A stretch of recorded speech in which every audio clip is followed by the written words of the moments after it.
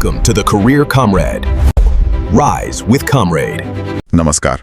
आज हमारे हाथ जो स्रोत लगे हैं वो हमें झारखंड के कुछ बहुत ही खास मंदिरों की दुनिया में ले जाने वाले हैं। जी, और ये सिर्फ पूजा पाठ की जगह नहीं है। नहीं, बिल्कुल नहीं। ये तो इतिहास, वास्तुकला और हजारों साल पुरानी मान्यताओं के आप कह सकते हैं खजाने हैं। बिल्कुल। आज हम सिर्फ ये नहीं देखेंगे कि कौन सा मंदिर कहाँ है, बल्कि हम ये समझने की कोशिश करेंगे कि इन मंदिरों की आत्मा क्या है, उनकी कहानियां क्या हैं। हाँ, मतलब कुछ कहानियां तो हमें सीधे महाकाव्यों के दौर में ले जाएंगी और कुछ राजा महाराजाओं के समय में। सही कहा।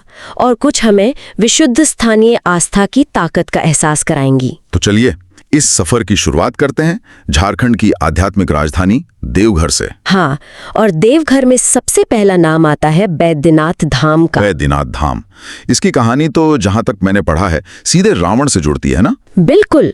स्रोत यही कहते हैं कि यहाँ जो शिवलिंग स्थापित है उसकी स्थापना रावण ने की थी। लेकिन जो मंदिर आज हम देखते हैं वो ढांचा वो बाद का है। उसका निर्माण 1514-1515 के आसपास गिद्धौर राजवंश के राजा पूरणमल ने करवाया था। अच्छा, पर इसकी जो सबसे हैरान करने वाली बात है वो तो कुछ और ही है। आप ज्योतिर्लिंग और शक्तिपीठ वाली बात कर रहे हैं। हाँ, ये एक ही जगह पर दोनों कैसे हैं? मतलब ये तो अपने आप में बहुत बड़ी बात है। और यही बात बैद्यनाथ धाम को पूरे भारत में अद्वितीय बनाती है। देखिए, ज्योतिर्लिंग मतलब शिव का प्रकाश स्तंभ वाला स्वरूप। देश में ऐसे सिर्फ 12 हैं। और शक्तिपीठ? शक्तिपीठ वो जगह है जहां देवी सती के शरीर के अंग गिरे थे। ऐसे 51 स्थान हैं और देवघर एकमात्र ऐसी जगह है जहां ये दोनों एक साथ हैं। मतलब एक ही परिसर में शिव और शक्ति दोनों अपने सबसे शक्तिशाली रूपों में मौजूद हैं। बिल्कुल, ये ऊर्जाओं का एक बहुत ही दुर्लभ संगम है, इसीलिए इसकी मान्यता इतनी ज्यादा है। अच्छा, और वो सोने के कलश की भी एक कहानी है। हाँ, बाद में गिद्धौर वंश के ही राजा चंद्रमौलेश्वर सिंह ने इसके गुंबद पर सोने का कलश चढ़वाया था। और आपको पता है, उस एक परिसर में कुल 22 मंदिर हैं। 22 मंदिर? ये तो एक पूरी मंदिर नगरी हो गई। जी। देवघर में ही एक और जगह है तपोवन। नाम से ही लगता है कि ये तपस्या की जगह रही होगी। हाँ, वहाँ कई गुफाएं हैं। माना जाता है कि वहाँ ब्रह्मचारी लोग तप करते थे। एक मान्यता तो ये भी है कि माता सीता ने भी वहाँ तपस्या की थी। अब बात करते हैं युगल मंदिर की। इसे नौलखा मंदिर भी कहते हैं। हाँ, क्योंकि उसे बनाने में उस जमाने में 9 लाख रुपए लगे थे। 9 लाख? ये तो बहुत बड़ी रकम थी उस समय। बहुत बड़ी। और ये सारी रकम रानी चारुशीला ने दान दी थी। अच्छा, तो ये रानी चारुशीला ने बनवाया था? उनके दान से बना था।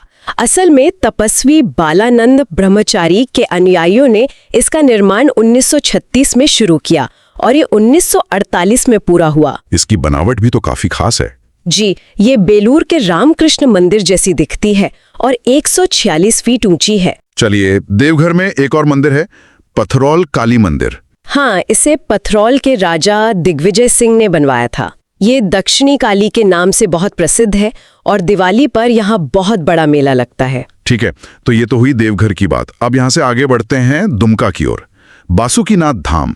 बासुकीनाथ धाम, इसका निर्माण बसाकी तांती नाम के एक हरिजन जाति के व्यक्ति ने करवाया था।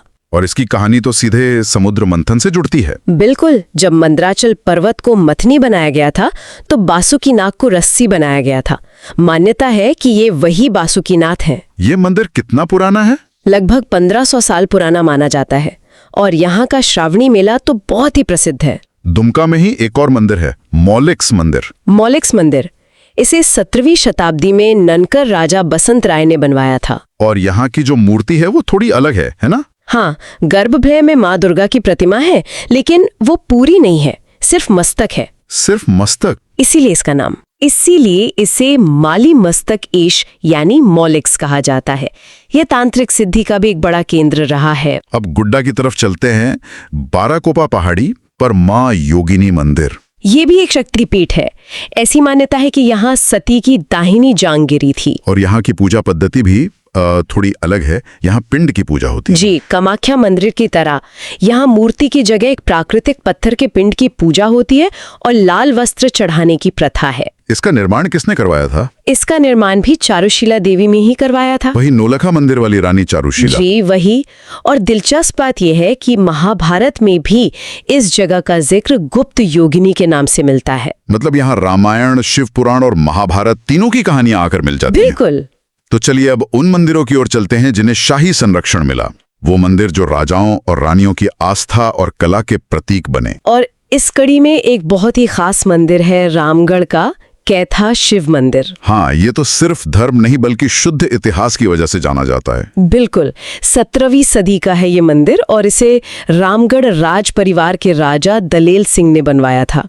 पर इसकी असली खासियत इसकी बनावट है। हमारे स्रोतों में लिखा है कि इसमें मुगल, राजपूत और बंगाल तीनों स्थापत्य कलाओं का मिश्रण है। ये थोड़ा समझना होगा। देखिए, ये एक बहुत सोचा समझा निर्माण है।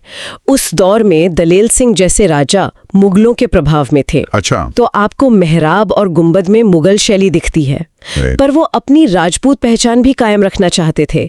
तो खंभों और छतरियों में आपको राजपूताना झलक मिलेगी। और बंगाल शैली? कारीगर ज्यादातर बंगाल से थे, तो छत और दीवारों पर बंगाली टेराकोटा कला का प्रभाव साफ दिखता है। वाह, मतलब ये मंदिर सिर्फ ईंट पत्थर की इमारत नहीं है, ये तो उस दौर की राजनीति और संस्कृति का एक जीता जागता सबूत है। आपने बिल्कुल सही पकड़ा, ये पत्थर में लिखी गई उस युग की कूटनीति है और इसीलिए इसे राष्ट्रीय धरोहर घोषित किया गया है। जी बिल्कुल, भारतीय पुरातत्व विभाग ने इसे राष्ट्रीय धरोहर का दर्जा दिया है।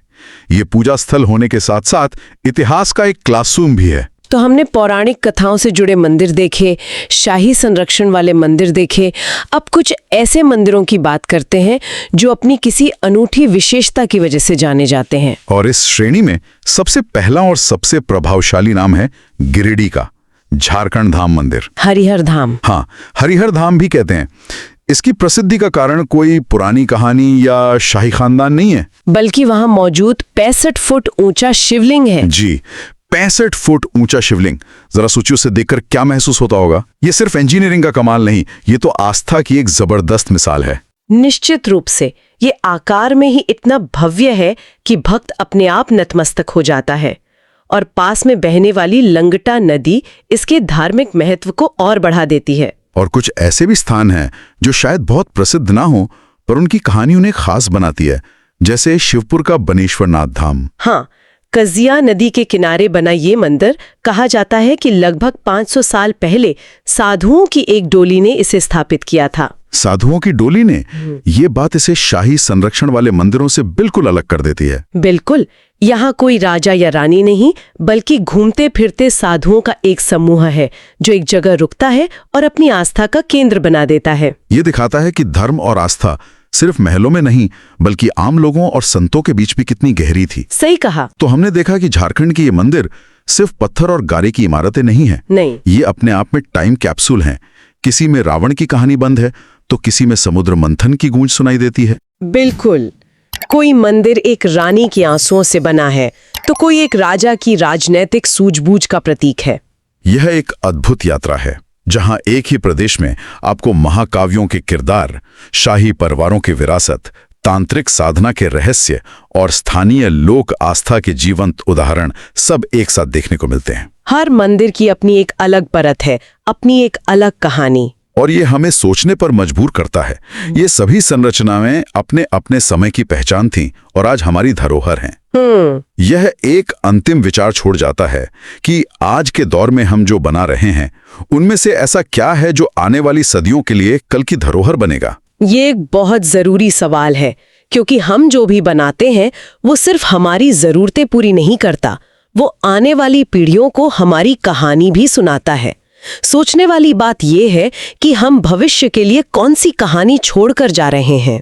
फिर शुरुआत सबसे शक्तिशाली और शायद सबसे रहस्यमयी स्थान से करते हैं। मैं सोच रही हूँ रजरप्पा के मां छिन्नमस्तिका मंदिर के बारे में। हाँ। जो दामोदर और भैरवी नदी के संगम पर है।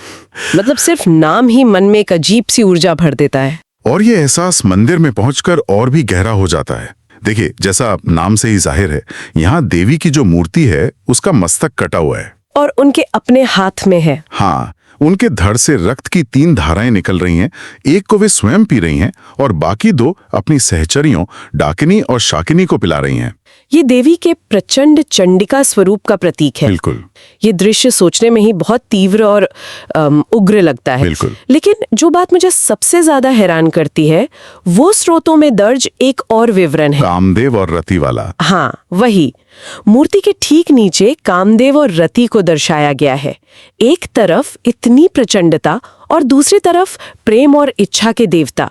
ये संयोजन तो बहुत विरोधाभासी लगता है। और यही इस मूर्ति का दर्शन है। ये विरोधाभास नहीं है, संतुलन है। इसे काम पर मतलब सांसारिक इच्छाओं पर विजय का प्रतीक माना जाता है। अच्छा। ये दिखाता है कि सर्वोच्च शक्ति इन भावनाओं से परे है, उन पर नियंत्रण रखती है। लेकिन जो बात इस मंदिर को एक अलग ही स्तर पर ले जाती है वो है इसका एक शक्तिपीठ होना। एक मिनट, ये शक्तिपीठ शब्द हम बहुत सुनते हैं, लेकिन क्या हम इसे थोड़ा और खोलकर समझ सकते हैं? इसका असल मतलब क्या है? ये बहुत अच्छा सवाल है। देखिए, पौराणिक कथा के अनुसार जब देवी सती ने आत्मदाह किया तो भगवान शिव उनके पार्थिव शरीर को लेकर ब्रह्मांड में घूमने लगे। हाँ, ये कथा तो मैंने सुनी है। तो तब भगवान विष्णु ने अपने सुदर्शन चक्र से सती के शरीर के अंग प्रत्यंग अलग कर दिए। ये अंग, वस्त्र या आभूषण पृथ्वी पर जहां जहां गिरे वो स्थान शक्तिपीठ कहलाए। तो इसका मतलब है कि इन स्थानों पर देवी की शक्ति या ऊर्जा सबसे ज्यादा जागृत है। बिल्कुल। मान्यता यही है कि इन स्थानों पर देवी की रचनात्मक ऊर्जा सबसे सुलभ रूप में मौजूद है। अच्छा, तो इसीलिए शायद इसका इतना तांत्रिक महत्व भी है।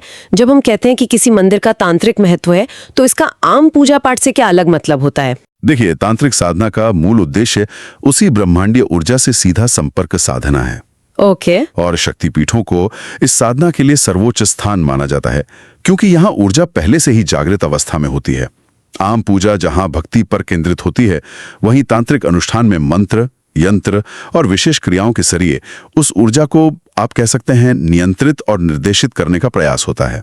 और हमारे स्रोत बताते हैं कि रजरप्पा की वास्तुकला भी असम के कामाख्या मंदिर से प्रभावित है। हाँ, जो तंत्र साधना का सबसे बड़ा गढ़ माना जाता है। इस मंदिर का सिर्फ तांत्रिक ही नहीं, एक गहरा स्थानीय और सांस्कृतिक जुड़ाव भी है। हमारे स्रोत में एक दिलचस्प तथ्य है कि 1947 तक इसे वन दुर्गा मंदिर के नाम से जाना जाता था। और वो जुड़ाव आज भी जीवंत है। शारदीय दुर्गा उत्सव के दौरान महानवमी की पहली पूजा आदिवासी श्रद्धालुओं द्वारा की जाती है। अच्छा। हाँ, उनके पूजा करने और पहली बलि चढ़ाने के बाद ही बाकी अनुष्ठान शुरू होते हैं। ये तो बहुत महत्वपूर्ण बात है। ये सिर्फ सम्मान देना तो नहीं हो सकता, इसके पीछे कोई गहरा अर्थ होगा। निश्चित रूप से ये सिर्फ सम्मान की बात नहीं है, ये एक तरह की धार्मिक कूटनीति भी है। जब कोई बड़ी शास्त्रीय परंपरा किसी नए क्षेत्र में प्रवेश करती है, जहां पहले से स्थानीय देवी देवताओं की जड़ें गहरी हों, बिल्कुल, तो उन्हें आत्मसात करना उसकी अपनी स्वीकार्यता और स्थायित्व के लिए जरूरी हो जाता है। रजरप्पा इसका एक जीता जागता उदाहरण है। शक्ति साधना की बात चल रही है तो लातेहार के उग्र तारा मंदिर का भी जिक्र आता है, जिसे सिद्ध तंत्र पीठ कहा जाता है। हाँ, वहाँ एक ही स्थान पर कालीकुल और श्रीकुल की देवियां स्थापित हैं। ये कुल क्या है? मतलब ये दो अलग अलग परंपराएं हैं? संक्षेप में कहें तो हाँ, ये तंत्र साधना के भीतर दो प्रमुख शाखाएं हैं। कालीकुल में देवी के उग्र और संहारक स्वरूपों की उपासना होती है, जैसे काली, तारा, छिन्नमस्तिका। और श्रीकुल? श्रीकुल में देवी के सौम्य, सुंदर और सृजन करने वाले स्वरूपों की पूजा होती है, जैसे लक्ष्मी, त्रिपुर सुंदरी।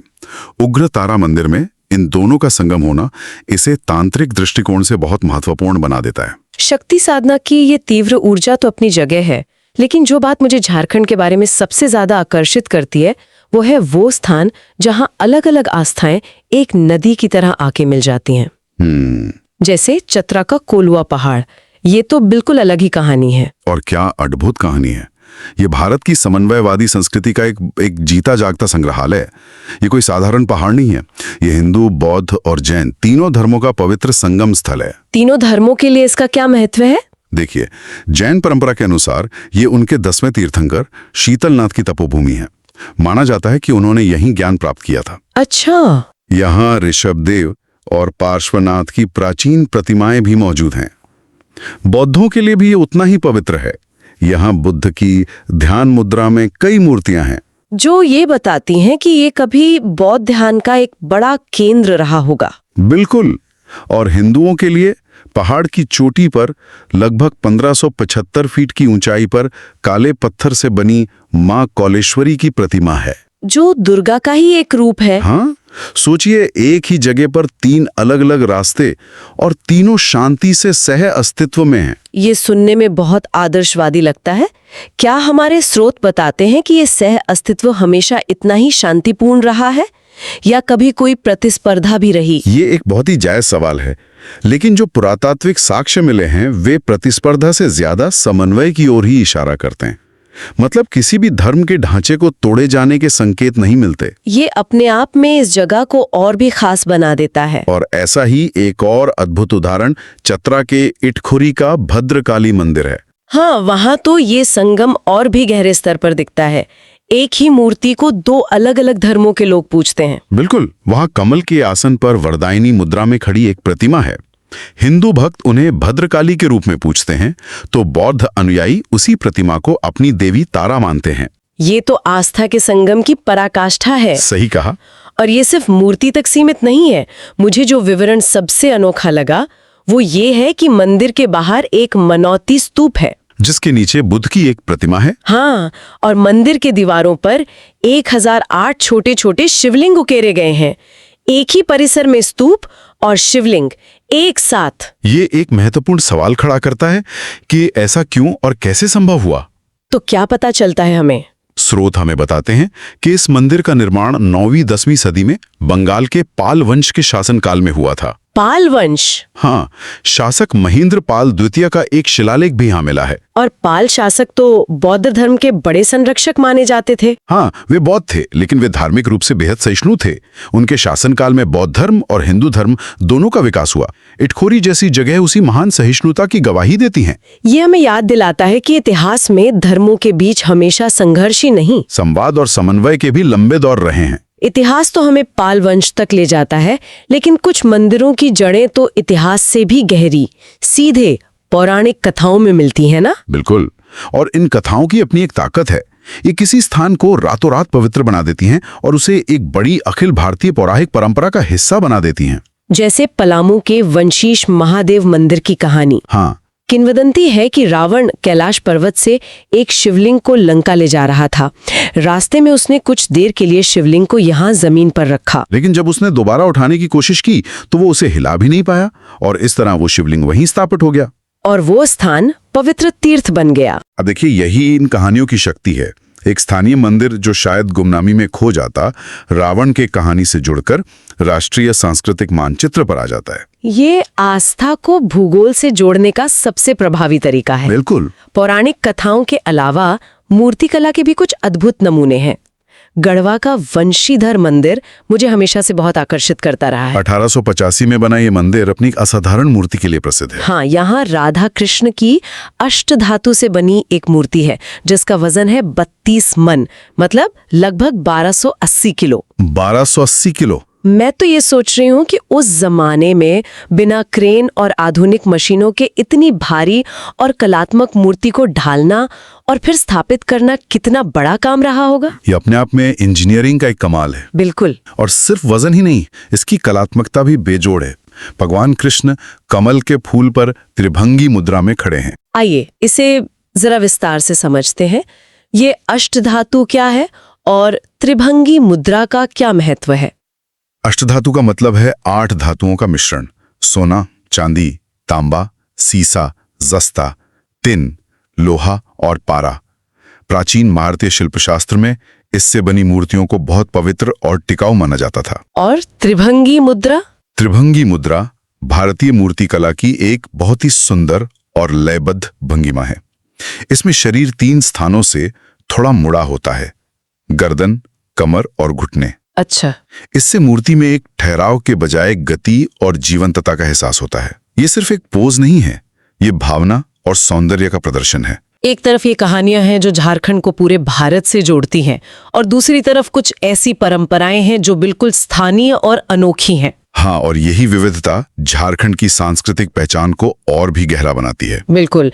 जैसे कोडरमा का माता चंचला देवी मंदिर, ये भी एक शक्तिपीठ है जो कोडरमा गिरिडीह मार्ग पर एक पहाड़ी पर स्थित है। हाँ, लेकिन यहाँ की सबसे अनोखी बात जो मुझे पता चली वो ये है कि मंदिर में सिंदूर का प्रयोग पूरी तरह से वर्जित है। ये एक बहुत ही असामान्य नियम है, क्योंकि आमतौर पर देवी मंदिरों में, खासकर शक्ति पीठों में, सिंदूर का बहुत महत्व होता है। तो इसके पीछे क्या कारण हो सकता है?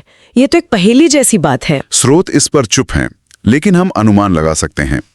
हो सकता है कि यह मंदिर मूल रूप से किसी प्राचीन स्थानीय देवी का रहा हो, जिनकी पूजा में सिंदूर का विधान ना हो। अच्छा। बाद में जब उस देवी को दुर्गा या चंचला के मुख्य धारा के स्वरूप में शामिल किया गया, तब भी पूजा की यह मूल और अनोखी प्रथा बनी रही। ये दिखाता है कि कैसे स्थानीय मान्यताएं अपनी पहचान बनाए रखती हैं। बिल्कुल। और ये मंदिर सिर्फ पूजा और अनोखी परंपराओं के केंद्र नहीं है, ये स्थानीय समाज के दिल की धड़कन भी है। जैसे हजारीबाग का नरसिंह स्थान मंदिर, जहां भगवान विष्णु और शिवलिंग दोनों की पूजा होती है। और इसकी सामाजिक भूमिका कार्तिक पूर्णिमा के दिन अपने चरम पर होती है। हाँ। जब यहाँ एक विशाल मेले का आयोजन होता है। हाँ। ये मेला सिर्फ एक धार्मिक आयोजन है या इसका स्थानीय समाज और अर्थव्यवस्था पर भी कोई असर पड़ता है? बहुत गहरा असर पड़ता है। ये मेले सिर्फ मनोरंजन के साधन नहीं होते, ये स्थानीय कारीगरों के लिए, किसानों के लिए, दूर दराज के गांवों में रहने वाले लोगों के लिए एक दूसरे से मिलने का, व्यापार करने का एक बड़ा अवसर होते हैं। तो मंदिर एक सामाजिक और आर्थिक केंद्र के रूप में भी काम करता है। हाँ, जो पूरे समुदाय को एक साथ जोड़ता है। तो आज की इस चर्चा को अगर समेटें तो हमने झारखंड के मंदिरों के जरिए शक्ति की ऊर्जा, धर्मों के संगम की शांति, पौराणिक कथाओं की शक्ति और अनोखी स्थानीय परंपराओं की पहचान को समझा। हर मंदिर की अपनी एक अलग कहानी है। सही कहा। झारखंड के ये मंदिर सिर्फ पत्थर और गारे की इमारतें नहीं हैं। ये इतिहास, मिथकों, विविध विश्वासों और अनूठी सांस्कृतिक प्रथाओं का एक जीवंत दस्तावेज है। ये हमें दिखाते हैं कि कैसे अखिल भारतीय परंपराएं और स्थानीय आदिवासी रीति रिवाज एक दूसरे से टकराए बिना एक दूसरे में मिलकर एक सुंदर और जटिल ताना बाना बुन सकते हैं। यहाँ हर मंदिर हमें एक नया दृष्टिकोण देता है। बिल्कुल। और इसी बात से जुड़ी एक आखिरी दिलचस्प जानकारी हमारे स्रोतों में मिलती है। छिन्न मस्तिका मंदिर का निर्माण रामगढ़ के राजाओं ने करवाया था और उन्होंने इस मंदिर में पूजा अर्चना के लिए दक्षिण भारत से पुजारियों को लाकर यहाँ बसाया था। अच्छा, दक्षिण भारत से? हाँ, ये हमें सोचने पर मजबूर करता है कि भारत के पवित्र स्थानों को आकार देने में ऐसे और कितने अंतर क्षेत्रीय सांस्कृतिक आदान प्रदान और प्रवासन हुए होंगे जिनके बारे में हम बहुत कम जानते हैं। शुरुआत करते हैं गुमला से। हमारे नोट्स हमें लगभग 1100 साल पीछे ले जा रहे हैं। 908 ईस्वी में हपामुनि गांव का महामाया मंदिर, ये नागवंशी राजाओं के दौर का है और नोट्स में इसे तांत्रिक पीठ कहा गया है। इसका क्या मतलब है? देखिए, तांत्रिक पीठ का मतलब है कि यह सिर्फ एक सामान्य पूजा की जगह नहीं थी। ये तंत्र साधना का एक बहुत महत्वपूर्ण केंद्र था। इसका निर्माण नागवंशी राजा गजघंट राय ने करवाया था और यहाँ मां काली की मूर्ति स्थापित है। यह हमें बताता है कि उस दौर में इस क्षेत्र में शक्ति और तंत्र की उपासना कितनी गहरी और प्रचलित थी। और इसकी एक जीती जागती मिसाल है यहाँ की मंडा पूजा की परंपरा। हाँ, इसका जिक्र है नोट्स में, फुलखुंदो, जिसमें भक्त आग पर चलते हैं। ये तो आस्था की एक बहुत ही कठोर परीक्षा लगती है भी। ये कठोर तपस्या का प्रतीक है। यह दिखाता है कि यहाँ की आस्था सिर्फ प्रार्थनाओं तक सीमित नहीं है, उसमें शारीरिक और मानसिक शक्ति का भी गहरा महत्व है। और ये परंपराएं सदियों से चली आ रही हैं, उस प्राचीन तांत्रिक विरासत को आज भी जिंदा रखे हुए हैं। तो महामाया मंदिर सिर्फ एक इमारत नहीं, बल्कि नागवंशी शासन की आध्यात्मिक नींव का एक सबूत है। अच्छा, यानी नागवंशियों की पहचान सिर्फ राजपाट से नहीं, बल्कि एक गहरी आध्यात्मिक परंपरा से भी जुड़ी थी। और अगर हम आस्था और इतिहास के संगम की बात कर रहे हैं, तो कोराम्बे गांव का वासुदेव राय मंदिर, वो तो एक और भी जबरदस्त कहानी कहता है।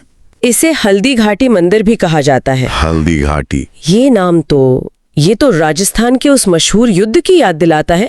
झारखंड में इस नाम का क्या मतलब हो सकता है? ये एक बहुत ही दिलचस्प सवाल है। सोर्स बताता है कि ये नाम एक स्थानीय उपमा है, एक सिमिली है।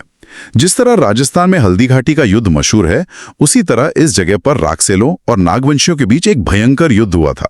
तो ये मंदिर उस ऐतिहासिक टकराव का प्रतीक बन गया। एक तरह का युद्ध स्मारक? हाँ बिल्कुल, एक युद्ध स्मारक।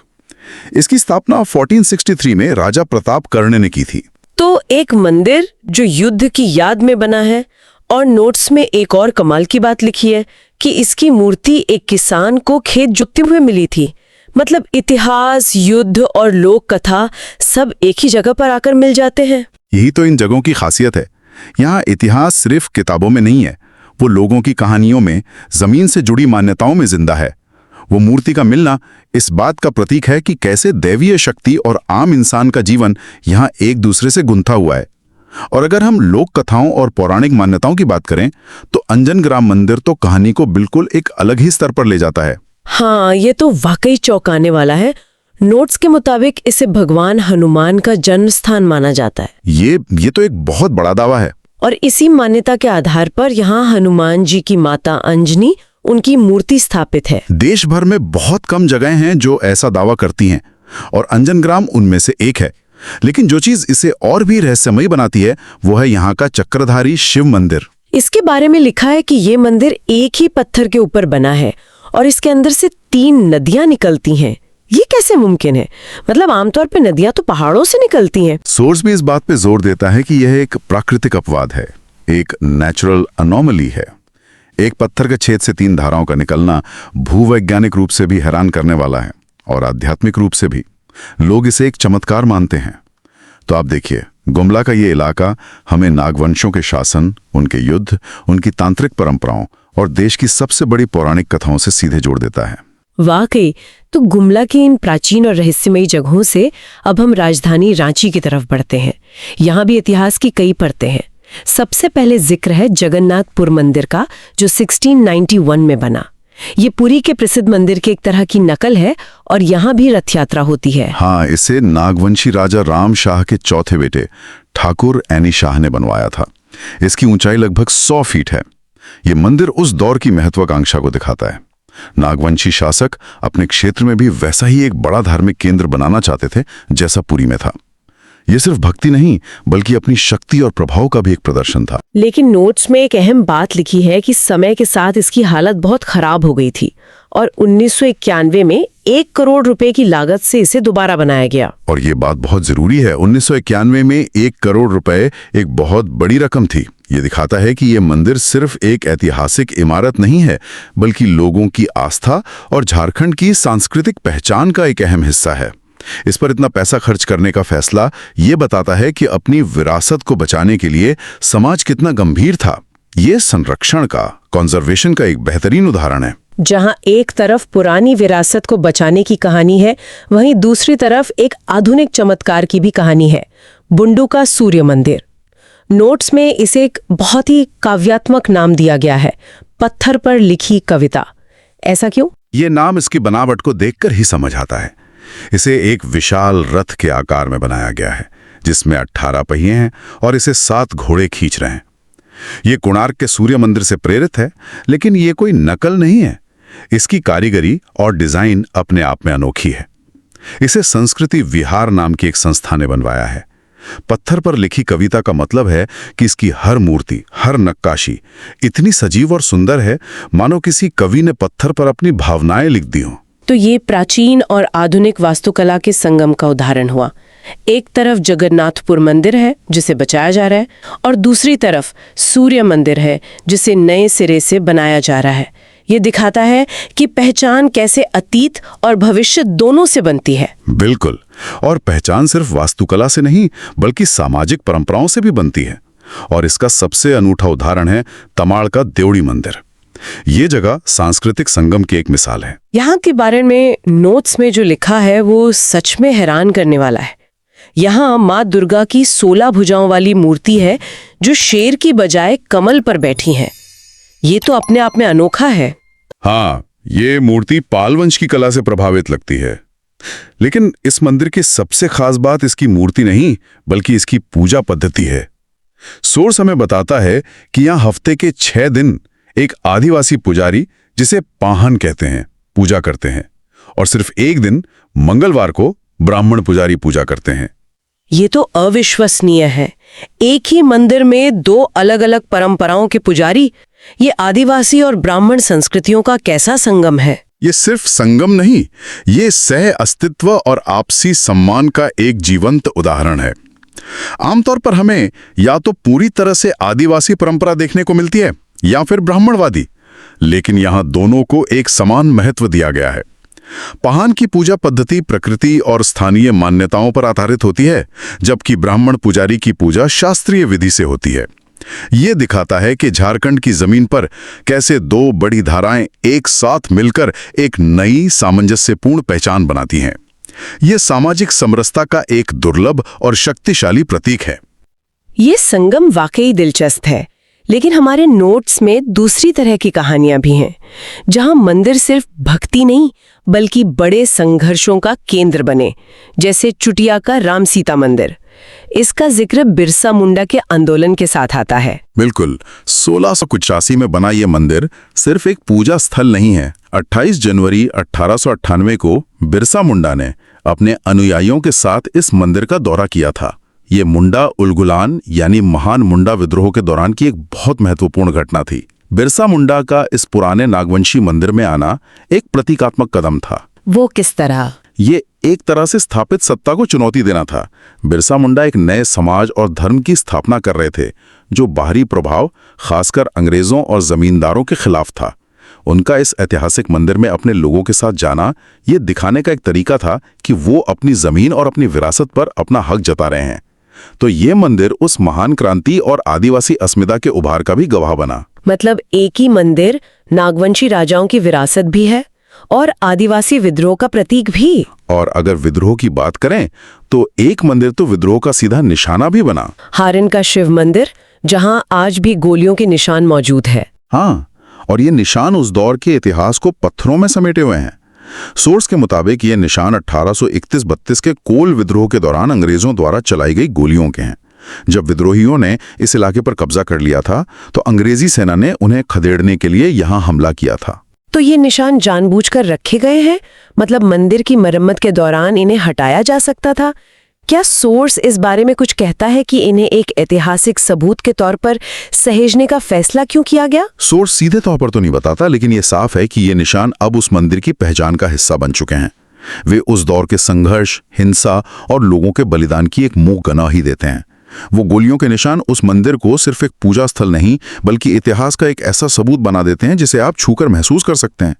एक पल के लिए सोचिए, पूजा करने की एक शांत जगह पर इतनी हिंसा हुई होगी और उसके निशान आज भी वहां मौजूद हैं। तो आज की इस बातचीत से एक बात तो साफ हो गई, झारखंड के ये मंदिर सिर्फ ईंट पत्थर की इमारतें नहीं है। ये नागवंशी साम्राज्य की भव्यता से लेकर पौराणिक कथाओं के रहस्य, अलग अलग संस्कृतियों के अद्भुत संगम और ऐतिहासिक विद्रोहों की दर्दनाक यादों तक सब कुछ अपने अंदर समेटे हुए हैं। बिल्कुल, हर मंदिर के साथ एक अलग कहानी जुड़ी है, एक अलग पहचान जुड़ी है। कहीं युद्ध की, कहीं भक्ति की, कहीं कला की, तो कहीं सामाजिक समरसता की और कहीं क्रांति की। ये सोर्स हमें सिर्फ तथ्य नहीं देता बल्कि इन जगहों की आत्मा की एक झलक भी देता है। ये दिखाता है कि इतिहास की अलग अलग परतें कैसे एक ही जगह पर एक साथ मौजूद रह सकती हैं। और ये हमें एक विचार के साथ छोड़ जाता है। इन नोट्स में राजाओं, तारीखों और बड़े आंदोलनों का जिक्र है, लेकिन उन आम लोगों की कहानियों का क्या, जिन्होंने इन मंदिरों को पीढ़ियों तक जीवित रखा? उन पुजारियों, कारीगरों और भक्तों की कौन सी कहानियां हैं जो शायद कभी लिखी नहीं गई? और उससे भी आगे बढ़कर एक सवाल ये उठता है कि एक ही इमारत समय के साथ कितने बदल सकती है। जो मंदिर एक राजा ने अपनी शक्ति के प्रतीक के रूप में बनवाया, वो बाद में एक क्रांतिकारी के लिए विद्रोह का मंच बन गया और आज शायद किसी के लिए सिर्फ एक शांत पूजा स्थल है। ये हमें सोचने पर मजबूर करता है कि हमारे आज के स्मारक, हमारी आज की इमारतें भविष्य में किन किन कहानियों का गवाह बनेंगी। उनकी दीवारों में आज अनजाने में कौन सा इतिहास दर्ज हो रहा है जिसे आने वाली पीढ़ियां किसी और ही नजरिए से पढ़ेंगी। की शुरुआत करते हैं? जरूर। तो फिर कहां से शुरू करें? रांची से? हाँ, रांची सही रहेगा। यहाँ का पहाड़ी मंदिर बहुत मशहूर है। पहाड़ी मंदिर, इसके बारे में जो हमारे नोट्स में लिखा है वो थोड़ा चौंकाने वाला है।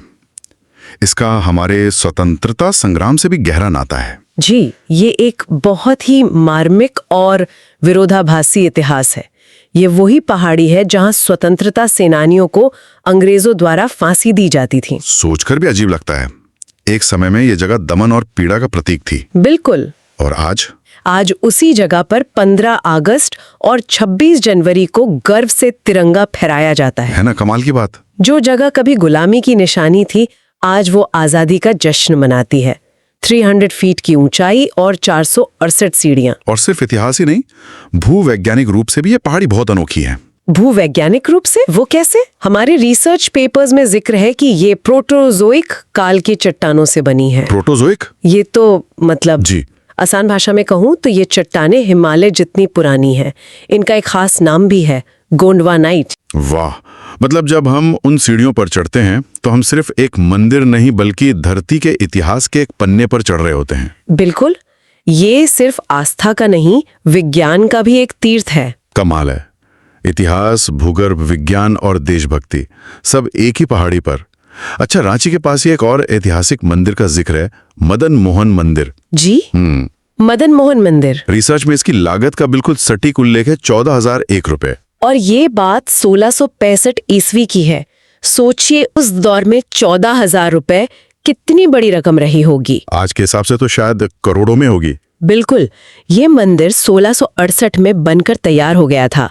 ये उस समय के नागवंशी राजाओं की शक्ति और समृद्धि का प्रदर्शन भी था। और ये जानकारी सिर्फ कहानी नहीं है ना? नहीं, ये मंदिर के शिलालेख से ली गई है, जो इसे ऐतिहासिक रूप से प्रामाणिक बनाती है। पत्थर पर लिखा हुआ इतिहास है ये। और इसका शिखर 40 फीट ऊंचा है, जिस पर लोहे का एक चक्र भी है। ये छोटी छोटी डिटेल्स ही इतिहास को जीवंत बनाती हैं। जी। अच्छा, रांची के पास एक और जगह है जिसे भारतीय पुरातत्व सर्वेक्षण मतलब ASI ने राष्ट्रीय धरोहर घोषित किया है, हरडीह मंदिर। हाँ, और ये एक बहुत महत्वपूर्ण दर्जा है। तो जब ASI किसी जगह को राष्ट्रीय धरोहर घोषित करता है तो इसका मतलब क्या होता है? इसका मतलब है कि वो जगह पूरे देश के लिए एक विरासत है और उसका ऐतिहासिक महत्व राष्ट्रीय स्तर पर मान्यता प्राप्त है। इस मंदिर में 16 भुजाओं वाली महिषासुर मर्दनी की एक प्रतिमा मिली है। 16 भुजाएं, आमतौर पर तो 8 या 10 भुजाएं देखी हैं। इसका कोई खास मतलब होता है क्या? देखिए, ये प्रतिमा अपने आप में दुर्लभ है। 16 भुजाएं माँ दुर्गा की असीम शक्ति और ब्रह्मांड पर उनके पूर्ण नियंत्रण का प्रतीक हैं। ये दिखाता है कि उस क्षेत्र में शाक्त परंपरा का एक बहुत ही विकसित और शक्तिशाली स्वरूप मौजूद था। इतिहास और विज्ञान का ये मेल तो अद्भुत है, लेकिन हमारे स्रोतों में कुछ ऐसी जगहों का भी जिक्र है जहां विज्ञान से ज्यादा विश्वास और कहानियां मायने रखती हैं। हाँ, बिल्कुल, जैसे गुमला में अंजन धाम। जी, ऐसी बहुत प्रचलित मान्यता है और इसे बहुत पवित्र माना जाता है। यहाँ की सबसे खास बात, जैसा इन नोट्स में लिखा है, ये है कि ये एकमात्र ऐसी जगह है जहां माता अंजनी की गोद में बाल हनुमान की मूर्ति है। और ये कल्पना ही कितनी सुंदर है। वहाँ एक अंजनी गुफा भी है। लेकिन क्या ये सिर्फ एक पौराणिक मान्यता है?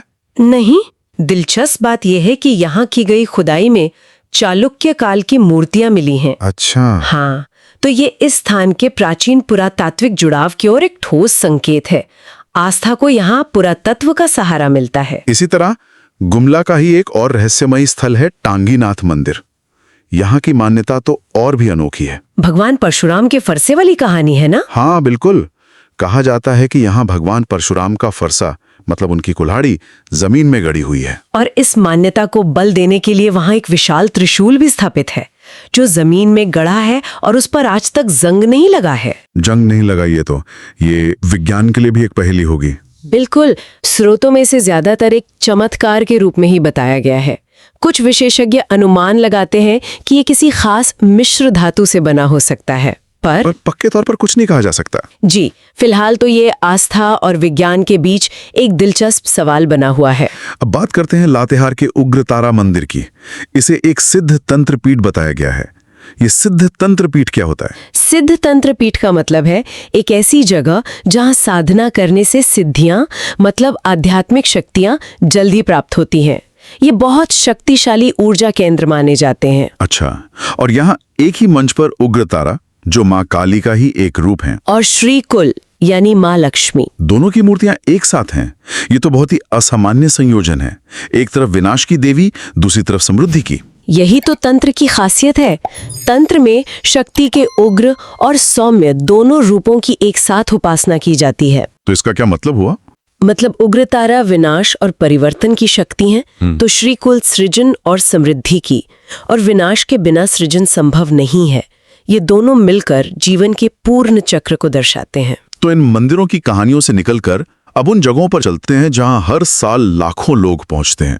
The Career Comrade presents mathematics, reasoning, English, general awareness, general science and current affairs classes for UPSC, SSSC, banking, railway and any others government exam.